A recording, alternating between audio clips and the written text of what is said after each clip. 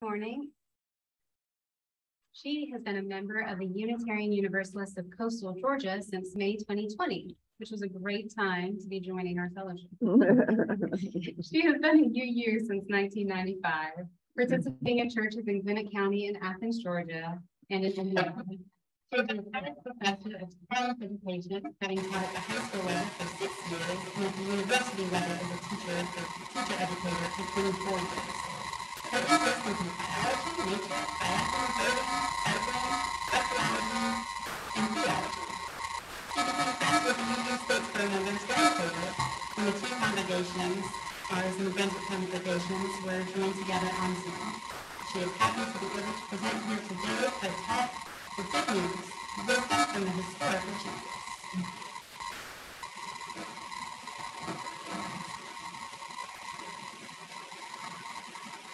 Good morning. I'm Carolyn. I'm so glad you're here today to worship with me. It's a great opportunity. Thanks for inviting me. Tony didn't share a reading, but I have a meditation before I start the message. And it comes from the book of Matthew in the New Testament. Heaven's imperial rule is like a treasure hidden in a field. When someone finds it, that person covers it up again, and out of sheer joy, goes and sells every last possession and buys that field.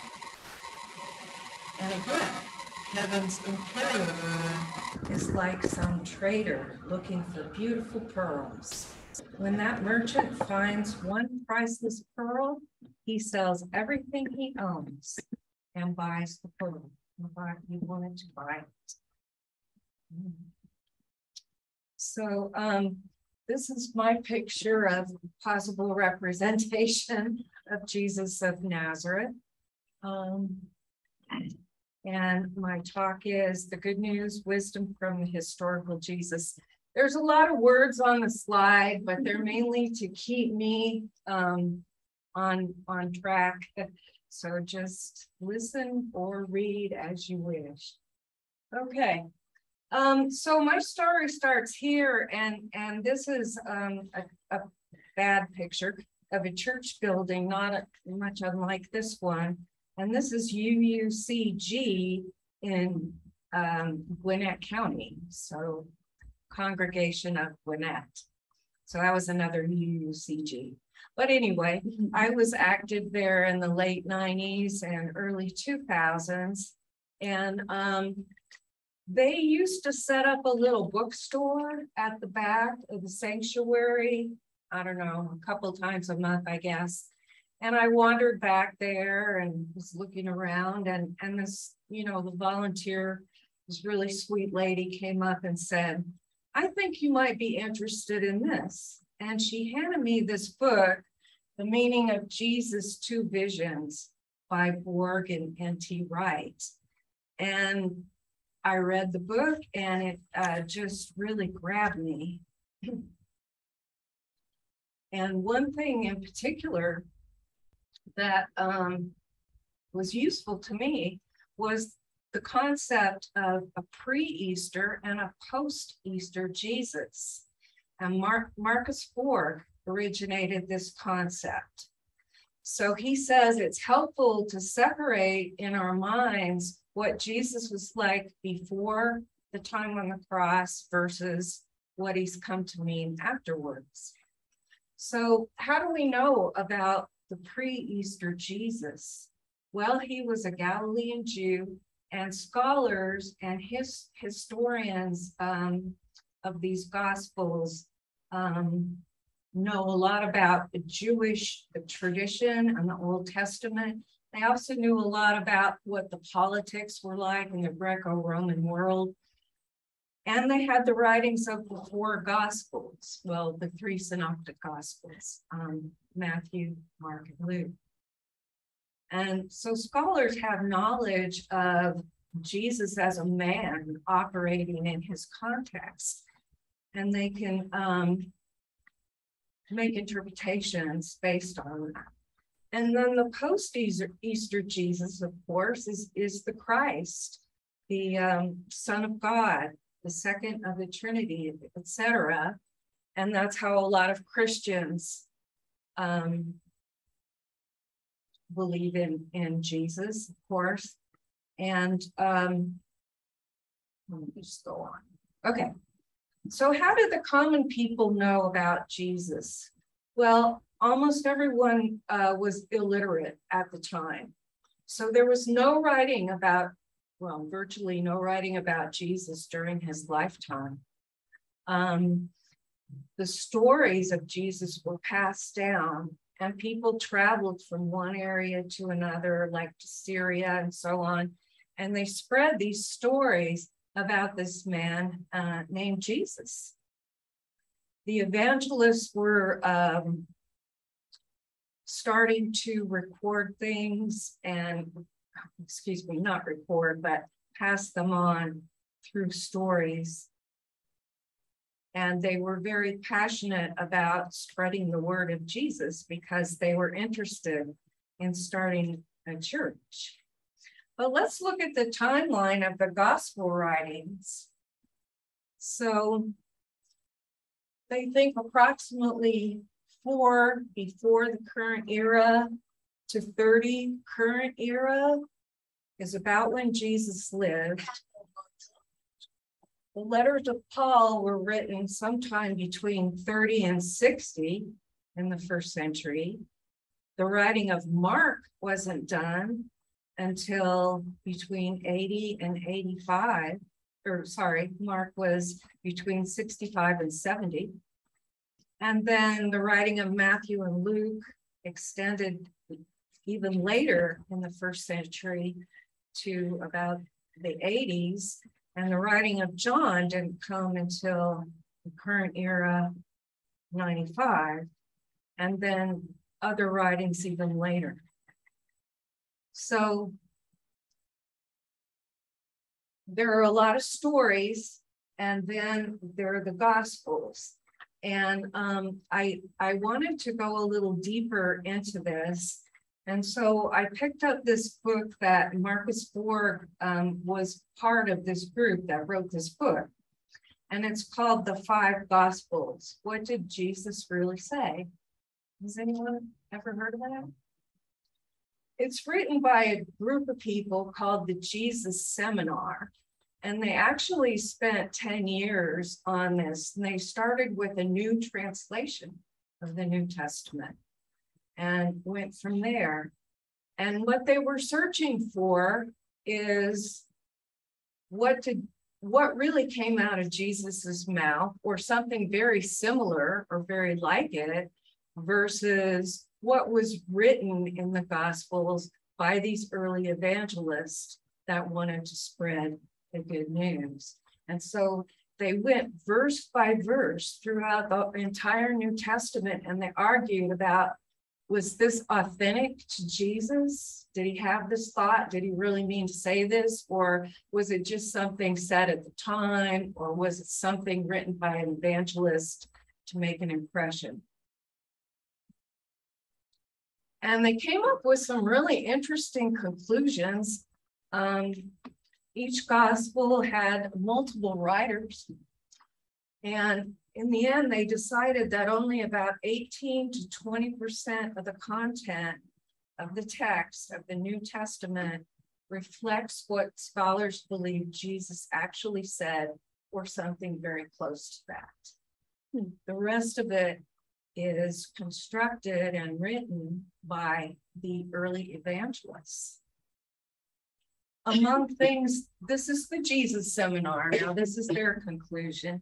And I liked how they went about it in such a scholarly way that I accepted their conclusions, or I felt that they had evidence for them. Okay, so not included in this 20%, all of the miracles and exorcisms, the whole prediction about that people were going to come and be a false Christ and all this stuff, and that the world was going to come to an end and all that. None of that was uttered by Jesus, according to these folks.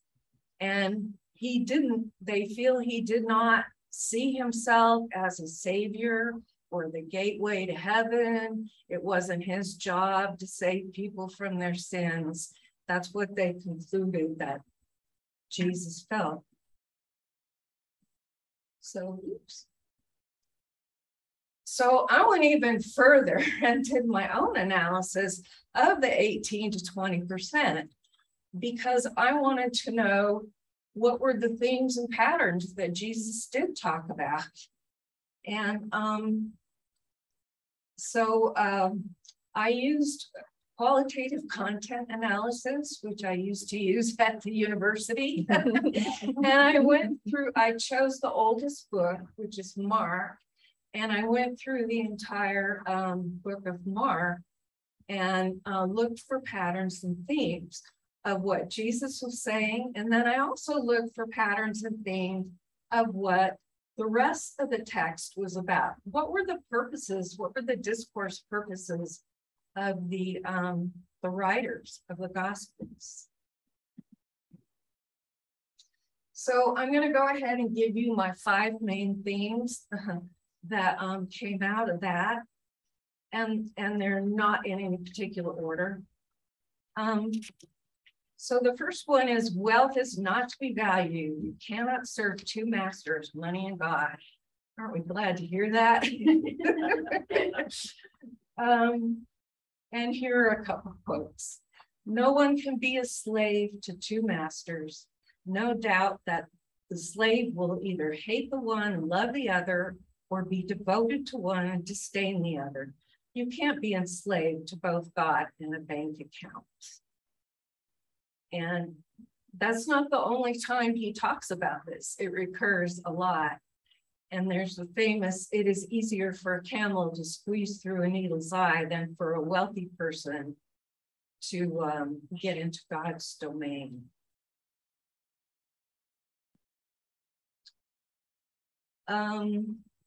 This is my slide that messed up, but that's okay. The second message is what a lot of us all think of. Love your enemies. Treat others as you would want to be treated. Do not judge. Resolve conflict before you go to court. Love thy neighbor as thyself. Judge not that ye be judged. How can you remove the speck in your neighbor's eye before you see the timber in your own? Those scholars believe are authentic aphorisms that Jesus said. And the third main theme was that Jesus fostered inclusivity. He was there for the disabled, the poor, hungry, sick. And as I read the gospel, he helped a lot of mentally ill people as well. He said, since when do the able-bodied need a doctor? It's the sick who do. And then I'm sure you know some of these. Congratulations to the poor in spirit. Heaven's domain belongs to them. Congratulations to those who grieve, for they shall be consoled. He wasn't there for the rich and famous.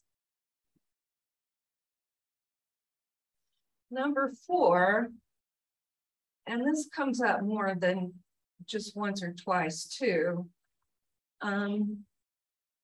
He was very careful to point out when people in the church, the priests and scribes, were doing ceremonies and activities just for show, or dressing up, parading around. The scene at the temple in Jerusalem. Traditional religious rules were not meant to be followed blindly. There's times when his disciples are hungry and he decides to feed them, even though it's before sundown or whatever, because he doesn't go along with just show for show's sake in terms of worshiping. And then the 5th theme, and this is the one that was most surprising to me, and that I think I learned the most from, is the idea that heaven isn't up there. Heaven is on earth right now, where we are. So the Imperial Rule of God, which is how they translated it, is with us here and now. The imperial rule of God is a priceless gift that, when discovered, should be highly coveted. We don't have to wait for heaven. We can create heaven right now and make it happen around us if we would only peel back all the layers of the onion and see. And then he says, consider the mustard seed when it is sown on the ground, though it is the smallest of seeds on earth, yet when it is sown, it comes up and becomes the biggest of all garden plants. So a tiny seed could be planted and we could burst through with more spirit and more love. And Mark also says, you won't be able to observe the coming of God's imperial rule. People are not going to be able to say, look, here it is over there. On the contrary, God's imperial rule is right there in your presence.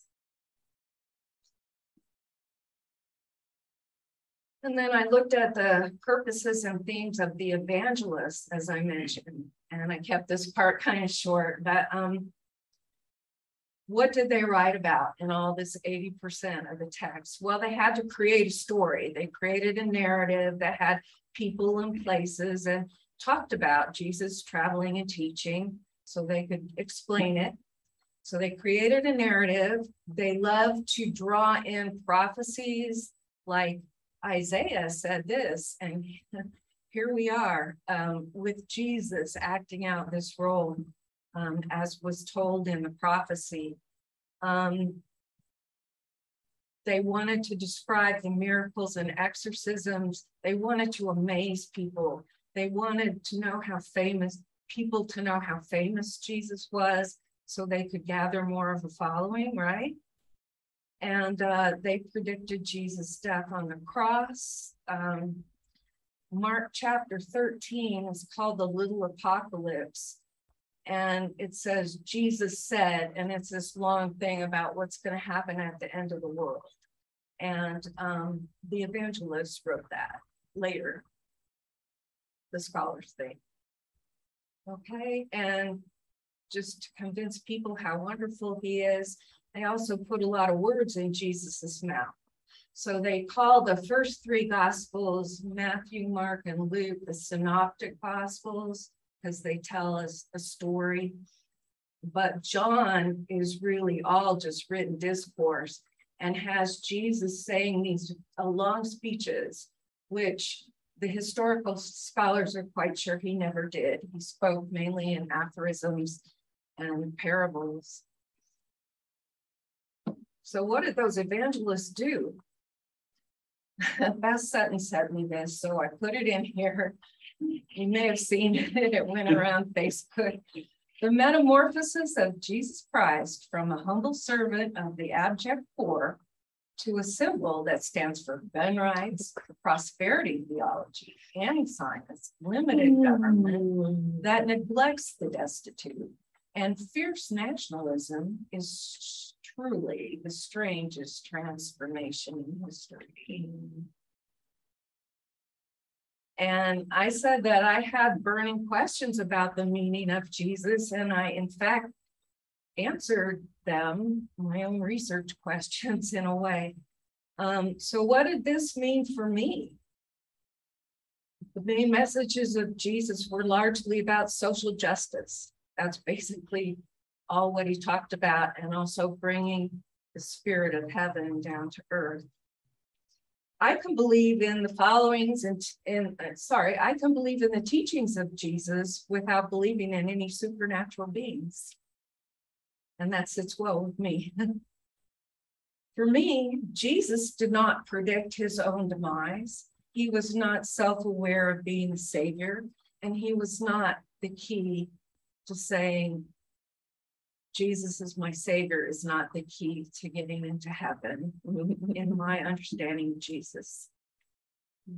And heaven is on earth already. We need to do work to see it and act as though we live in God's imperial rule all the time. I'm happy to talk to anybody who has questions or comments. Was it clear? Will you be willing to stay for the afterthought discussion and after? Do you do it at the end? Okay, that's cool. We can wait. Yeah, I'll stay. No, I'm not in a rush. Awesome. Thank you. Thank you.